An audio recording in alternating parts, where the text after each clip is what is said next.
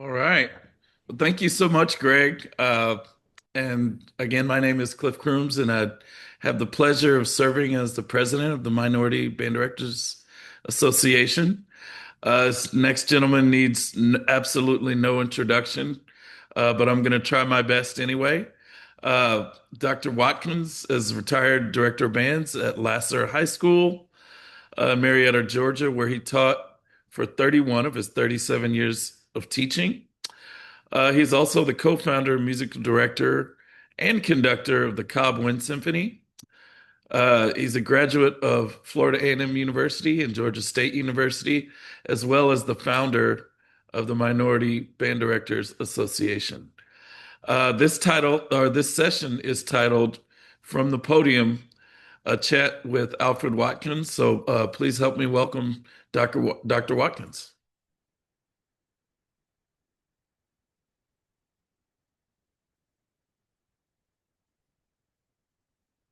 I'm here. Can you hear me okay, Cliff? Yes, Yes, sir. sir. We can hear you. I'm on my phone and on my laptop. Our power just went out.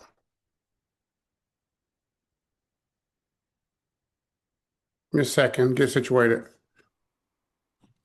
It's a nasty storm coming Oh in right no. now. Let's see.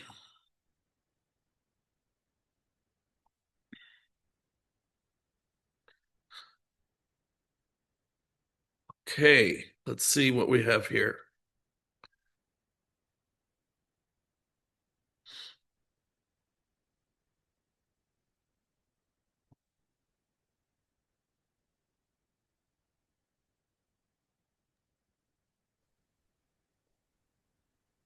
What do you see now? Can you see me or hear me? We can hear you and we can see your presentation. Okay. Uh, I'll go as long as you allow me here. Uh, Everybody, thank you so much, MBDNA and decision makers for inviting me to come in and present to everyone. I uh, wasn't sure what I wanted to present something to help for the short haul, for the long haul, or answer questions as they come about. I'm pleased to see there are a good number of people on here, and congratulations to Cliff and to Greg and the others for perpetuating a dream that we had many, many years ago. Of course, I'm one of the founders, along with some of the DeKalb County band directors many, many years ago. I think it's 2011, but I'm not sure right now. But nevertheless, I'm a little discombobulated because I'm working off of a Jason power here. But I'll move forward. What I've got for you is 50 years, much like Lynn, 50 years of being in the classroom. And I'll move about during these 50 years and let you know what worked for me. And it's all about being a lifelong learner. I remind everyone that when you graduate from college, it's called commencement, which is a French word which means to begin. We tend to consider college graduation as an end to a period of time, but it actually is the beginning and the threshold of learning. And that's how I've always seen it. And that's how I've always viewed it. Okay, now it doesn't want me to move to the next page. Sorry. This work. I got it now. Okay, I'll go through them briefly. I believe in long-term and short-term goals. I call them 5, 10, 15, and 20.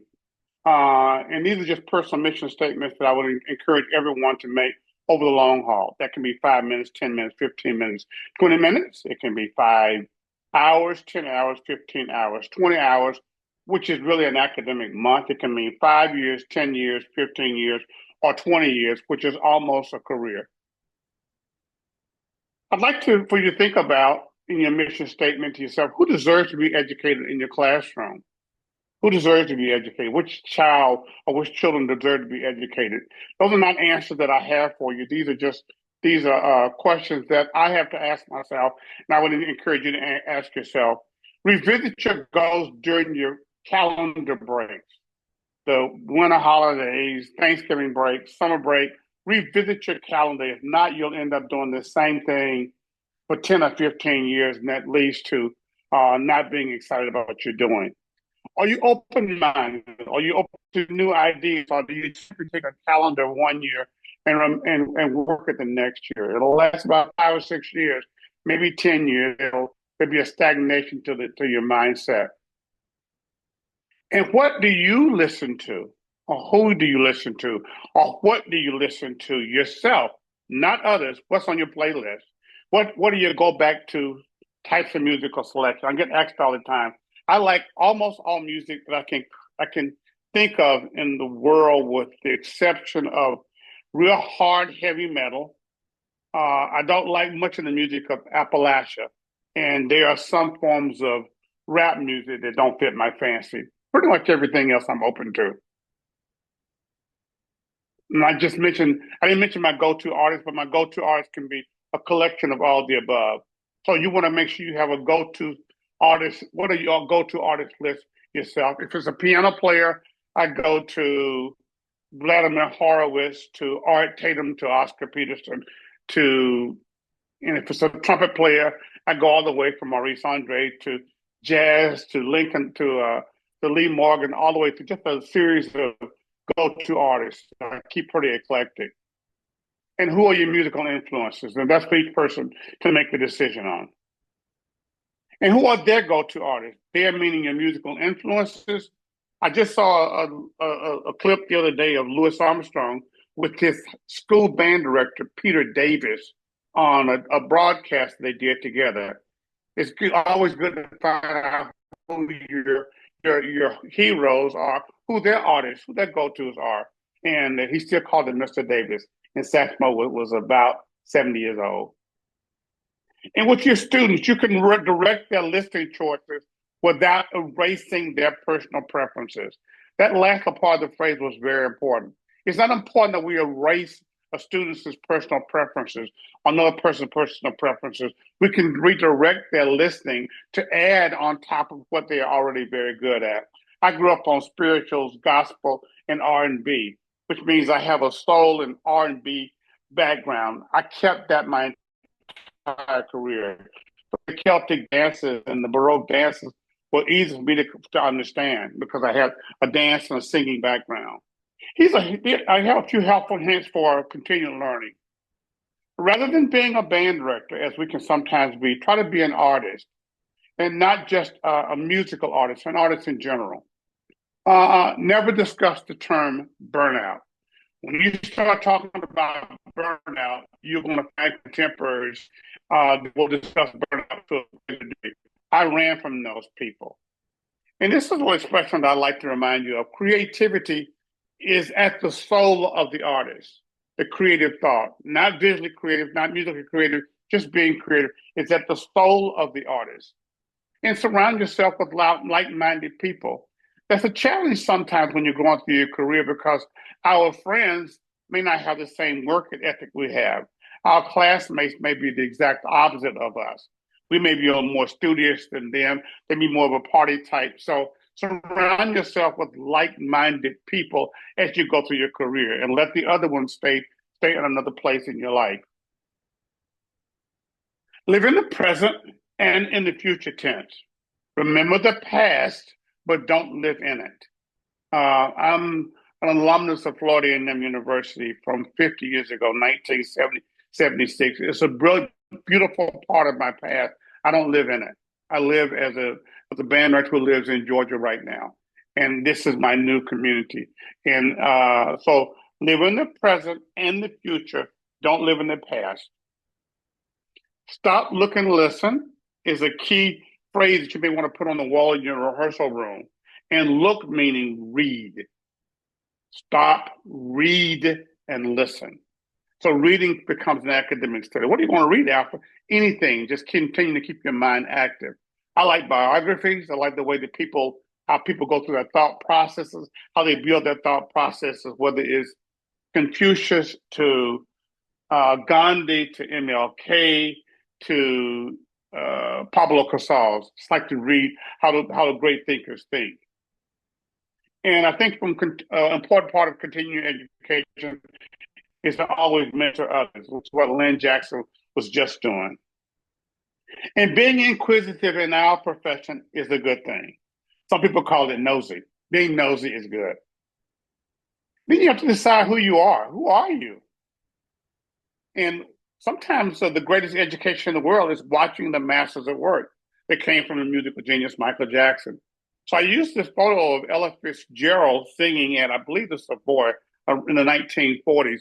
On the front row, you'll notice a chin clasped in his head, clasped in his hands, is Duke Ellington. But if you look over Duke Ellington's left shoulder, you'll see Benny Goodman, the clarinetist. I believe this was the Savoy Club in 1949, watching a master at work. I also chose to remind you of this photograph to the right, which is a similar master. Notice the person in the middle that's holding court is Leonard Bernstein.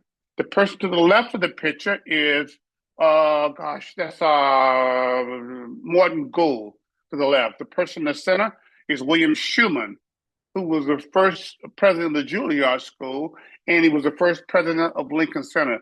The person next to Bernstein is his friend Aaron Copland. They're backstage at Carnegie Hall just having a visit. And I remind you that the other three gentlemen earned the Pulitzer Prize in music. Bernstein did not earn one, but they were in the same collective and they learned from each other. They were in the same period of time. It's a great picture. Sometimes we have to find our own heroes. They'll be older, they will be younger to you. I won't read that notice to you, but you can read what I was trying to say and what I wanted to say to you about a few people in each generation stepping out and willing to put themselves on the line. And that was Wynton. Wynton was a classically trained jazz musician who at some point in time gave up classical playing live and only did recordings. But he stepped out and he put his beliefs on the line. This is another one of my heroes, Leonard Bernstein. To achieve great things, two things are needed: a plan and not quite enough time. Isn't that true for all of us in the classroom? This is one of my artistic, creative heroes. Now, this one sounds strange to you, and this is Walt Disney. Why Alfred? Because it's the happiest place on earth. He built an empire based on imagination, a notion that it never finishes itself. Fantasy is a series of events that are in your own mind that you conjure up. He based it on tomorrow, which is a time that never comes. And he based his happiest place on earth on a series of adventures. And he didn't forget patriotism. Liberty Square is that Midwestern Walt Disney, I think from Iowa. And Mickey is always smiling. So the great inventor Walt Disney decided on all of those as he built his empire. I think he's brilliant. It was brilliant. I think it's necessary for us as we go through our career to think out of the box. Use the intrinsic motivation as opposed to extrinsic, things that don't last for a very long time. The intrinsic ones are why we're musicians and why we stayed with it for such a long time. I think thinking out of the box, you must challenge yourself to be a better artist, a better musician, a better teacher, a better pedagogue, and think for yourself. Try not to follow conventional wisdom of others around you. Try to think independently and make good decisions based on your families, and your program. I think it's important to engage students on a personal level. With social media, make sure you're not too personal. So try to learn their names before you learn their faces.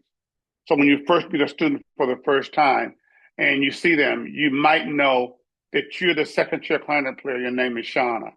Engage students on a personal level. Even when they come in the classroom, they're persons as opposed to just the band.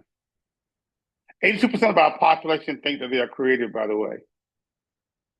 And think like a salmon as an upstream person. I'll come back to that in a second, but thinking out of the box means thinking like a salmon. I'll come back. And encourage diversity of thought, both written and spoken, just new ideas, new diversity of thought. Have suggestion boxes with no names in your rehearsal room for students to be able to communicate with you. And make sure you take leadership risk. A suggestion box, leadership risk. You have a few students that are people around you they will say negative things, just throw them in the trash. If they say negative things about you, just to be mean about another student, but you can prompt them on it. And they may say, we may need a little bit more time at the end of fifth period class. Can you give us another 30 seconds? And they may be speaking for the rest of the students. I don't mind. We don't mind. I don't mind you calling extra rehearsals. Would you give me 2 weeks notice, please? That's a suggestion box, and they can be helpful. I think we should all have private thoughts as music teachers. Went back to Winston again for one of his private thoughts, describing who the first listener is, always the player. I went to Mozart for a private thought. It's not the notes, it's the silence between the notes. That's the spacing that we teach in the times when the music is not occurring, perhaps on the individual part or on the ensemble. It's the silence between the notes. So said Mozart. Private thoughts. We don't need role models. You can't be what you can't see, says Marion Wright Edelman. Who was she, Alfred? She was the founder of the Children's Defense Fund. She was an advisor to both MLK and Hillary Clinton. Oops, I need to go back one. Sorry. The person on the right is a young man from Macon, Georgia. His name is Roderick Cox, one of the hot phenom conductors in the world, particularly in Europe.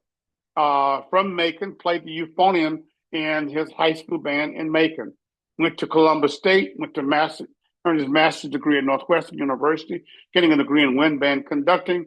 Left that program and went to Mallory Thompson Cinema across the hall to conduct the orchestra.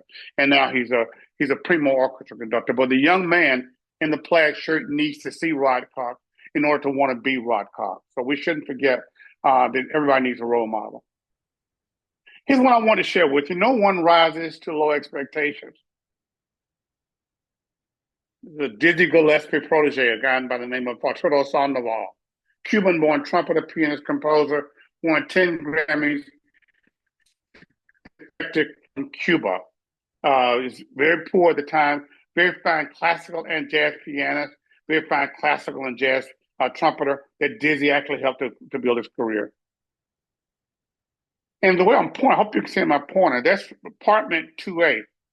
That's the childhood home in Oahu, Hawaii, in Honolulu, of President Barack Obama, where his grandparents lived, just across the street from Punahou High School, which is as beautiful a school that I have ever seen in my entire lifetime. So his grandparents sacrificed so that Barack Obama could have a better life. I think in opposition, it takes courage. I chose this picture of MLK talking to leaders just prior to the March on Washington, when he was suggesting to them, let's not do it now. Let's do it after the election of 1964. And you see a young MLK then on the left saying, no, we can't wait. It took courage for LBJ to host that meeting. And it took courage for those leaders to say, LBJ, no, it's time now. I want to share a 1942 story with you. This is Dr. Benjamin Mays, former president of Morehouse College, and he actually was MLK's primary mentor. He befriended a lady in Atlanta by the name of Margaret Mitchell, who was the author of the controversial book/movie Gone with the Wind. It wasn't controversial to America in 1939, but it was controversial to the African American community. But in 1942, they developed a lovely bond. She had something that he needed, and she had something that she needed. Well, 1939 premiere Gone with the Wind, the movie in the Lowe's Grand Theater in Atlanta, Georgia. Photograph on the right is that particular event. Black people were pretending, even when Hattie McDaniel was in the movie. She won the award for Best Supporting Actress, yet she couldn't go to the premiere, which seemed like it was a horrible time. The film was ridiculed in the Black community because of the dog. A 10-year-old Martin Luther King Jr. sang in the Baptist choir outside the premiere. So Daddy King, his father, saw that young Martin, although he couldn't be inside, could still participate. And MLK's mentor was Benny Mays, who was a friend of Dr. King Sr. In 1942, Dr. Mays convinced Margaret Mitchell to give recurring tuition scholarship to Morehouse College for his students. She agreed to do so, but remained anonymous and renewed it every year until 1946 when she died. She and Benny Mays became very good friends, but could not be seen in public together. And the last one's the last caveat I want to share with you. The story goes, in 2002, the Margaret Mitchell estate gifted Morehouse College $1.5 million for scholarship because of that uncommon relationship that one person made to another. And that's you and your communities. Sometimes it can be uncommon. Sometimes it can be where you don't necessarily want to be. A friend of mine was Melvin Hodges, who taught in Stone Mountain High School in DeKalb County, Georgia. Melvin taught at a all-white school in a very, very racist community of Stone Mountain. I can't remember the name of the Grand Dragon, but Melvin bought his house. He was moving out of his house, and Melvin, African-American teacher, bought the Grand Dragon's house. When I met Melvin, he was the only African-American I had ever met that taught in an all-white school. So when I went to Alaska in 1982, I knew that it could be done based on Melvin Hodges. There's my salmon story. Be an artistic salmon. What does it mean, Alfred? Was salmon or freshwater born in freshwater streams? They migrate to the ocean to feed and to grow, just like we have to go to a larger community to feed and to grow. But they always swim back upstream once they've gotten their education or once they to reproduce. They follow the male going back to their birthplace, and that's where they reproduce. In your leadership style, do you always live downstream where everyone's located, or do you occasionally swim upstream for personal growth? Our president, Cliff Crooms, is a salmon. He's first African-American that leads that famous Longhorn band, University of Texas at Austin. He could have stayed downstream, but he took the challenge of moving upstream and leading the Longhorn band. Here's another upstreamer. This is Eleanor Roosevelt. The future belongs. Her favorite quote of mine is, "The future belongs to those who believe in the beauty of their dreams." Eleanor was Franklin Delano's wife. She was also the ambassador to the United Nations, a very powerful and independent woman. Why is the story important? Well, it brings me to Marian Anderson. Marian Anderson asked to sing at Constitution Hall in Washington, D.C. as a part of the Lyceum series. That Lyceum series was once a year at Howard University, but Marian Anderson, the famous Metropolitan Opera singer, had her audience had outgrown Howard University. I think it was Freedom Hall, but don't quote me incorrectly. So she applied to sing at Constitution Hall, and the Daughters of the American Revolution, which was a racist group, said, "No, you can't sing in our hall." Eleanor Roosevelt was a member of the Daughters of the American Revolution. She immediately resigned, convinced her husband, FDR, to allow her to sing at the Lincoln Memorial. Sorry about the misspelling. And she sang at the Lincoln Memorial in 1939, which was the year she was going to sing. There were 70,000 people in attendance to hear Marian Anderson sing at the Lincoln Memorial. Her conductor was the conductor of the New York Philharmonic, Leonard Bernstein. So you never know. Do you believe in artistic freedom? Some say variety is the spice of life. They believe that, for example, the ballet dance is the highest quality of dancing you can have in part of the dramatic performing arts. Do you believe in the spirit of freedom of expression or the spirit of sameness? Some would argue that the dancer on the left is doing exactly what she's doing, except he's doing it upside down in a jacket. I believe in what Willie Nelson suggests.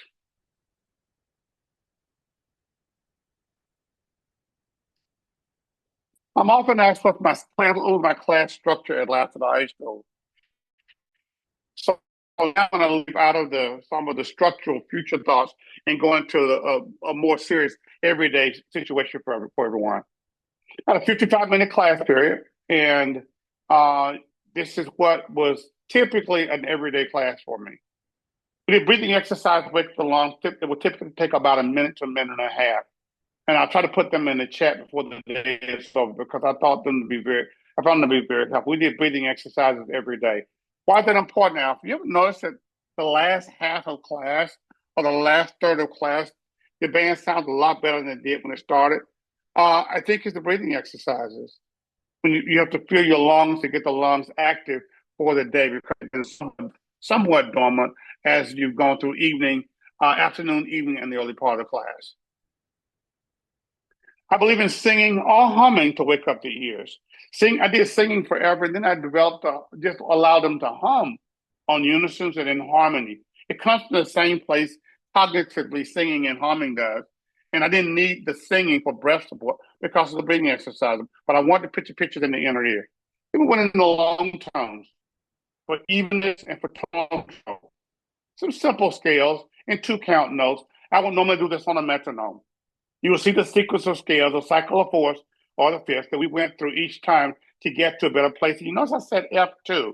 So once we got the airflow moving, the center pitch moving, we always play the F scale 2 octaves. And if a band can play from F to F 2 octaves with a great sound without certain notes being strained on another, it's essentially a great full band if everyone can do. That gets you a 2 octave range. And we always did our scale slurred. I believed in an airflow being consistent and beautiful without interrupting it with the tongue. Sorry. Then we did the Remington studies by maintaining tonic down a half step, back to tonic, down a whole step, back to tonic, making sure that the interval didn't condense as they got down to Lord, the 7 positions of Mr. Remington's exercises, and making sure that tonic maintained itself. Beware that the Remington studies are brass techniques. They're not designed for woodwinds. Mr. Remington was a trombone professor at Eastman. And so when we developed it over to the band, we put everyone into the open partial through the 7 partial note. For most woodwind instruments, those are bad notes. So we established tonic with them on a tendency note. That's kind of what we do. Gonna work on center pitch exercise that go along with that. The metronome is off by this time. Equal temperament is equal half steps between all of the tones by teaching them to adjust to the bad notes on every scale. If you're a brass player, first, second valve combination is sharp, second, thirds are sharper, first and thirds are so sharp, they give us another slide, another trigger for that. 1, 2, 3 is almost unplayable, it's so sharp. The fifth partials on brass instruments are all flat. And so that's what I mean by equal temperament. On the woodwind side, the open pipe is typically 30, 40% sharp. The closed pipe can sometimes be centered very well, but it can sometimes be a little high as well. Then we do rhythm builders for sight reading purposes and for style, not to teach rhythms, for rhythmic understanding and for style interpretation. Then we go into lyrical playing. The metronome is not on. You can do songs, you can do chorale, still airflow, and now we're into harmony. You can think popular music, you can think folk music, not just tuning chords in F and B flat. Don't do 1, 6, 4, 5, 5, 7, 1. They're going to play in all kinds of keys. They're going to play in all kinds of modulations. So that gets them a good start. I call it a tricycle ride as opposed to the bicycle. And not just Mr. Bob. He died in 1750. And so he was a master of chorales. But you can write anything in a chorale. You can write a Whitney Houston ballad in a chorale. You can write a Luther Vandross tune in chorale. You can write a country music piece in chorale. You can write a Latin ethnic piece in chorale. You can write anything in chorale style. Just transcribe it out. Then you can have then we have technique with a variety of articulations so that the length of the notes change. We do range builders, no different than you do range builders in applied studies. I don't add a note drill. I won't go into now because it'll take a little while longer to discuss it. Around, I see. And then we do a tuning, then we tune the instrument. 1, to set the length of the tubing, and 2, to match the pitch. Those are 2 different functions, 2 different ways of tuning the instruments. Ear training is playing in octaves, thirds, triads. All those exercises, these exercises take 1.5 minutes, 2 minutes. And then we get to literature. And that was when I worked at Murphy High School, and that's when I worked at Lafayette High School. The arch of the curriculum was essentially the same. We modified it based on the skill of the players, but that was a 55-minute class period. You build strong individual players, a good band will follow. I want to share something with you. This is, I hope it plays.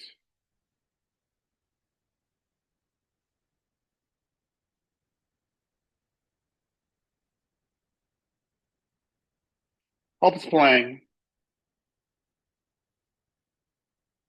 This is Lassiter High School band number 4, about halfway through my career. And those are It the is chair not placements playing. of It those is two. not playing, Alfred. Okay, cool. Thank you. I'll turn it off in a second.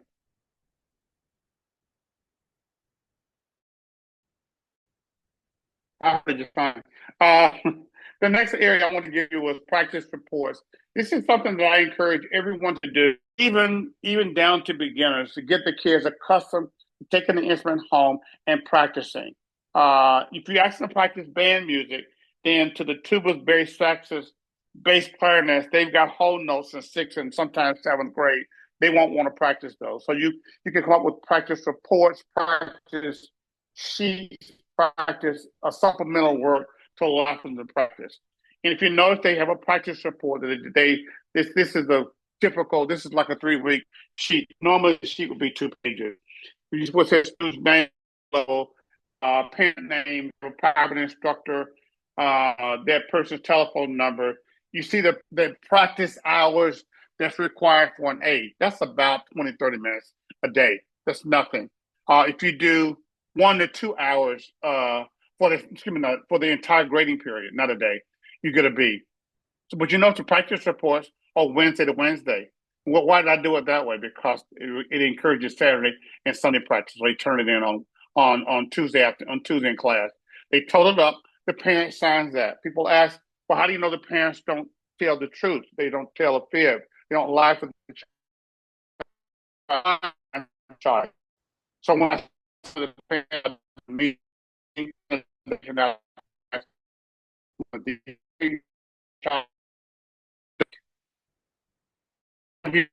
and so sometimes kids will ask the parents to make the car so they can get an A on the playthrough, and then I tell the parents not to do that. Practicing at school doesn't count. Band practice does not count. This is practicing at home, in theory, in the same place.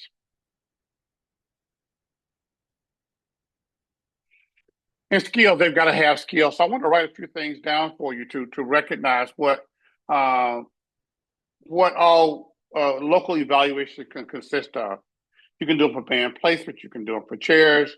You can do it for grades, scales and arpeggio with metronomes, do etudes. All these things fit into sheets. Band excerpts. You can do rhythm testing, clapping with a metronome, rhythm test, solo repertoire. You can do tonguing, single and multiple tonguing. It's playing tests. You can do intonation tests, fixed pitch, bad note, good note, bad note, good note, bad note, and a buddy system so that they learn the instruments. You can do musical terms, and you can sight read from individual reading books. Twice a year, we would do sight reading tests where everyone would have to go through and come in and do sight reading for the band directors. We use a Watkins Podium scale that went from grade 1 all the way to college level. Things always considered in rehearsal. In tone, in tune, in time, in tune were my 3 T's that I went through for everything that we did. Make sure that the person's playing in tone, characteristic tone all of the time. That includes marching band. And it includes anything that you do. It includes in tune, in time, and in tone. Make sure that the characteristic of the clarinet is the clarinet. Be real careful during football season when you've got woodwinds in the back of the band you can't hear, and the flutes are overblowing and playing sharp. And the clarinets are biting, and the brass are pinching the armature. And so make sure that in every rehearsal, in tune, in time, and tone is a consideration. And also proper breathing to eliminate body tension. And go back to your classes that you studied on breathing. And everyone needs help with inhalation and exhalation. There are some people that believe my band can play loud, so my students don't need breathing exercises. You're the exact ones that need breathing exercises. You need exercises for relaxation more than anything else. Never squeeze the air out of a wind instrument. Always release the air. When the body's under tension, when it's under pressure, it's the antithesis of producing a good characteristic sound. I don't know of any great musicians in the world that play with a pressurized tense airstream. Maybe there are some. I don't know any. A tense body is the opposite of good wind playing. Focus on deep inhalation and exhalation in a relaxed manner. That's every rehearsal, all the time. For deep inhalation and exhalation in a relaxed manner, even if the amphitheater is large. Always watch each player take a large breath, or not take a large breath. You can watch them play with a tight body, and that's the teacher's responsibility to do that. Each subsequent breath is very critical. There's a major issue here. We can get kids to take a big breath on the first breath, but then each subsequent breath, they're taking small breaths, and it doesn't work at all when they do that. So focus on the subsequent breath. And that's high school, that's college, that's everyone. That applies to fundamental. And fundamentals of literature are crucial. I don't call them warm-ups anymore. I call them fundamentals or daily drills. No different than LeBron James practicing free throws. He's not warming his body up. His body's already warmed up.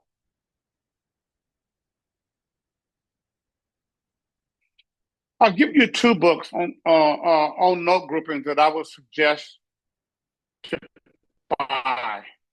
And I don't know how you could take a picture of it. The expression in music got cut off by accident. What's the Vandercook book? It's the same as the Kincaidiana book. I bought Kincaidiana my first year out of college, a master class like this. Dr. Ravelli told us to buy it.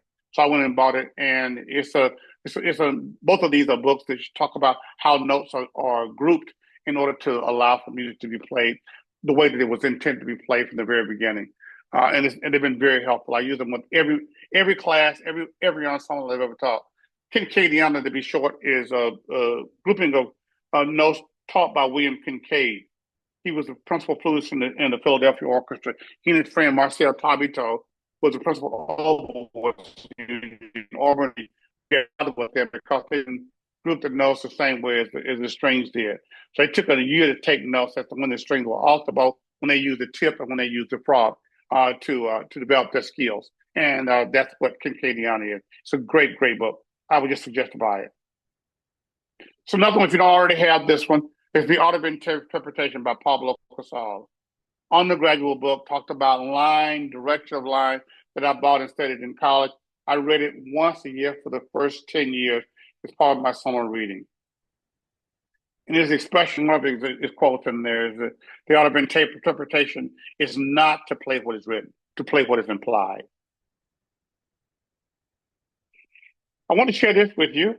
So Robert Frost quote, "Two roads diverge in the woods, and I took the one less traveled by, and that has made all the difference."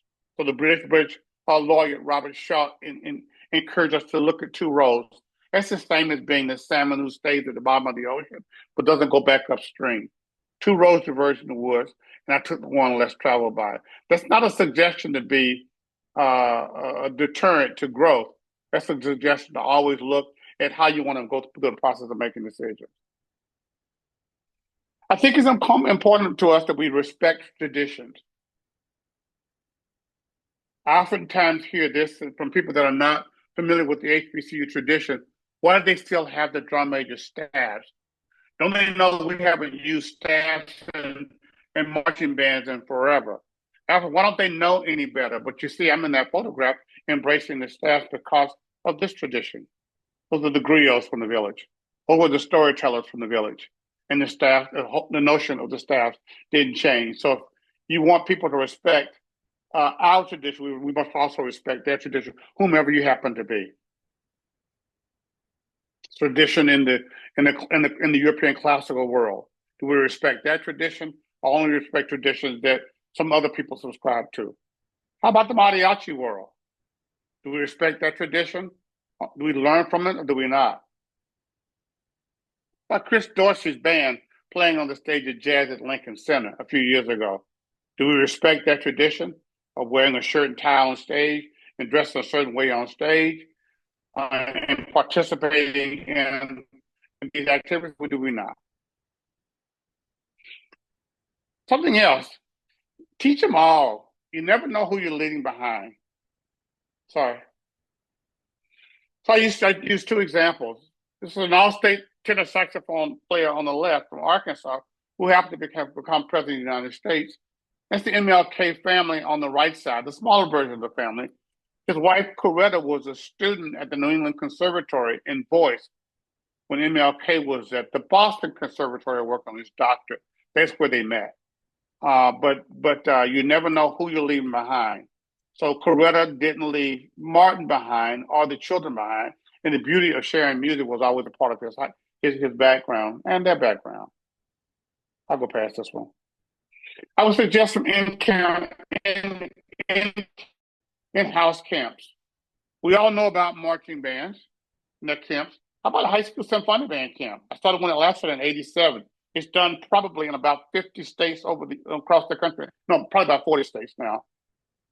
This is one of the camp environments. How about a 7th and 8th grade camp, Saturday and Sunday event for those students? If you're a high school band director, can you host that one for students? How about a beginning band carnival, the 3rd or 4th week out? How about a jazz camp? You ever consider having a jazz camp?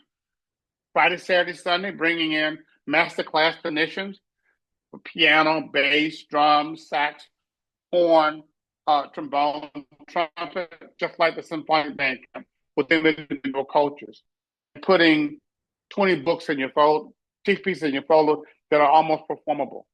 What about a chamber music camp? Same thing. You hire a professional woodwind quintet, professional brass quartet, or college students and bring them in to a collective of your students for Friday, Saturday, Sunday, Saturday, Sunday, Saturday, Sunday, anytime, other than just playing band music over and over and over again. How about a percussion camp that does exactly the same thing? So you've covered almost all of your bases. And how about a Mother's Day concert on the green? You can do it any place where you have a green surface at your school. At last, we used to do this on Mother's Day in the football stadium. We would build a bandstand on the football stadium with a platform behind us, risers, and a shell elevated on about a 6-foot floor, and give a concert. They would bring the lawn chairs, and it was a great event for us to do. Okay, I'll stop at this point in time because I could go on and on, but I've got about another 6 or 7 minutes. I want to stop and entertain some questions. I had only a few more slides to go. So I'll stop sharing at this point in time and like to open the floor up for any questions that you may have on anything that I described or discussed.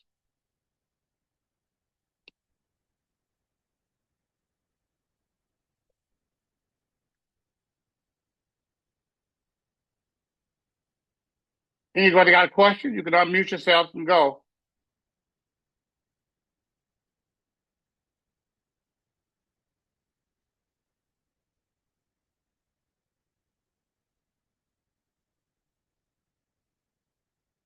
Cliff, are you there? Sir. Yes, sir. I'm Oh, here. we can't unmute ourselves. How do I do that? Somebody just put a note so they can't unmute themselves. Well, I'll tell you what, if they have a question, they can just put it in the chat and we can go from there. Okay.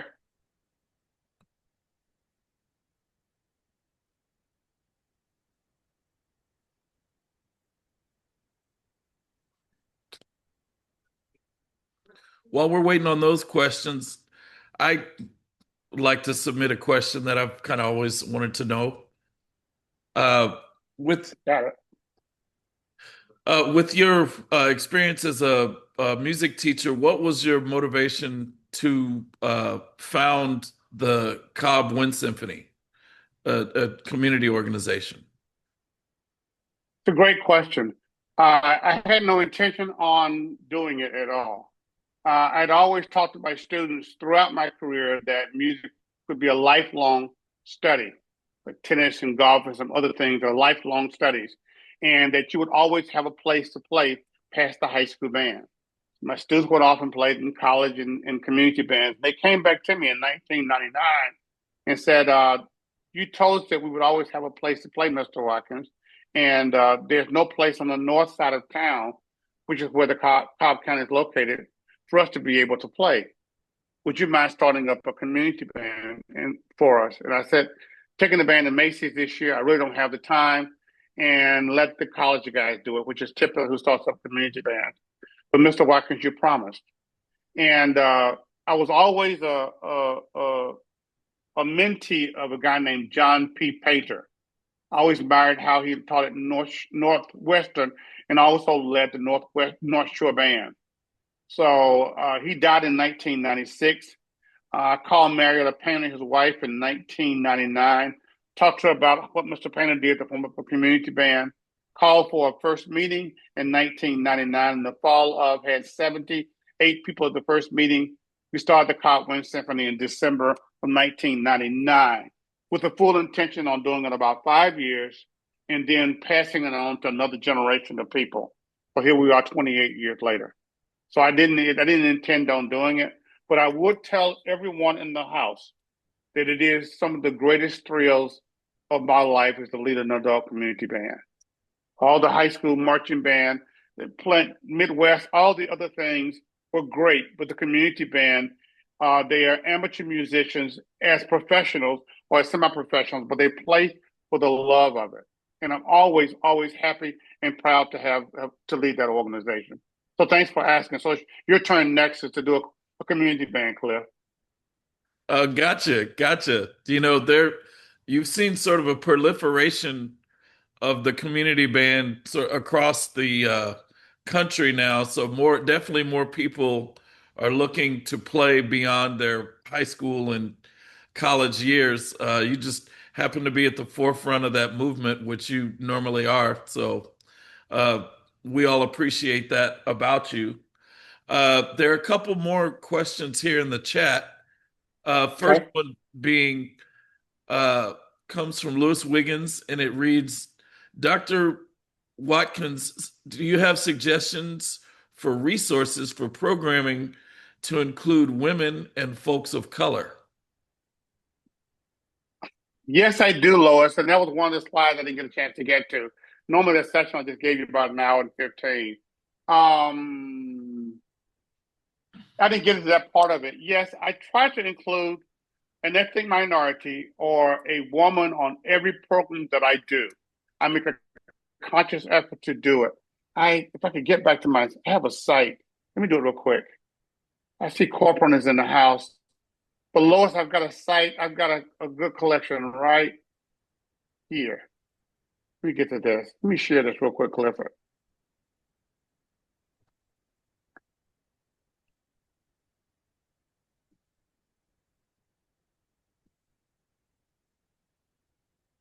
Uh, Take a picture, everybody.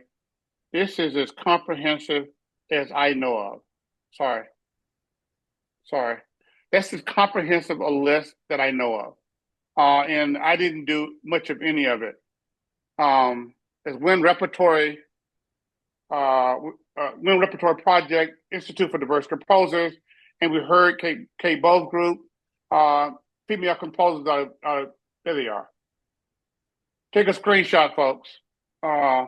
That's about 8 sites that have to do with performing music of ethnic minority or women composers. It's not completely comprehensive, but it's pretty darn close. I did one for MBDNA a few years ago, and I'll put it in the chat as well. But that's a major part of what I would endorse in every part of the program. I'm sorry I couldn't get to it. No, What else you got? those are great resources. Thank you for offering that. And the next one I'll take comes a from. screenshot and I'll put the screenshot in the chat. Sorry. Oh, great! I'll take a Thank you. screenshot and put it in the chat because it's real comprehensive. And just If I may, Clifford. we'll add those to the Google folder, everybody. We'll add those resources in there as well. May I suggest something? With regards to that, the Mexicans have a site, women have a site. Rob Damon has put together a site for diverse composers. Wind Repertory has a site. Everyone's got a site you can go to, with the exception of Native Americans, Asian Americans, and African Americans. And so, as an organization, MBDNA, if there are graduate students or prospective graduate students, that will be a wonderful, wonderful contribution to the collective of bands if someone could put together one of those, put together a site so that those groups that I just mentioned will be represented independently, much like the Jody Blackshaw site or any other site that's out there. Sorry, Clifford, I want to pass that along while we're thinking. Oh no, thank you for offering that. I know there's a great book by GIA that has a pretty comprehensive list of African American composers and their work. Gosh, I need to find that. When I find it, I'll put that in the chat as well.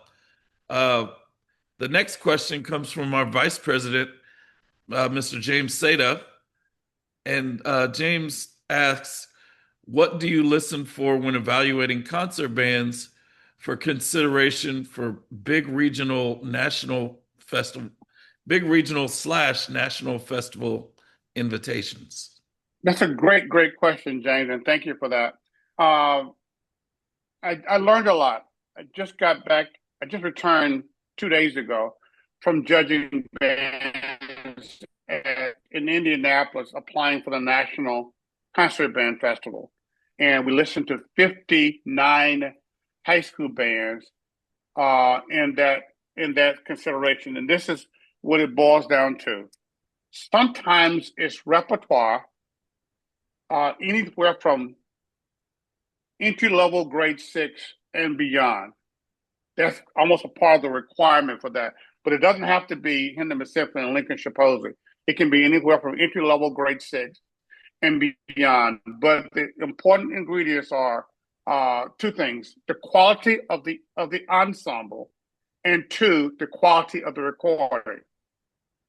So the evaluators want to hear every instrument, including a bass drum that doesn't boom, a snare drum that doesn't ring, and a xylophone that doesn't sound too loud in the collective.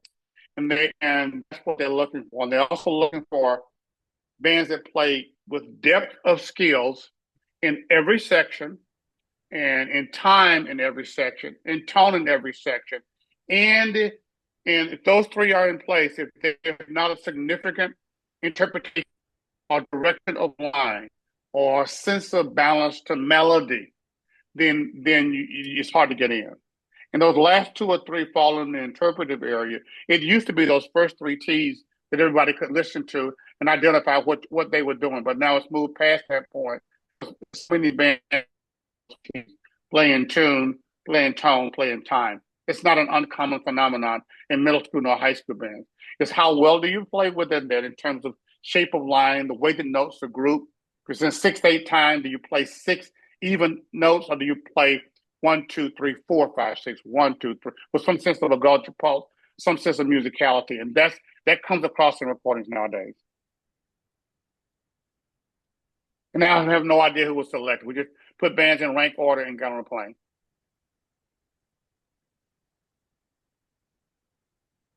I think my time is about up, and it looks like somebody from University of North Texas has just popped up on the screen. Oh, Mean Gene, the dancing machine. Unmute.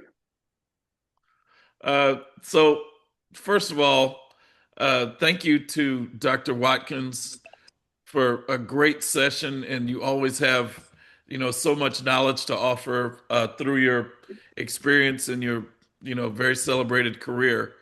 So, thank you so much for the session. If we could all, thank Dr. Watkins.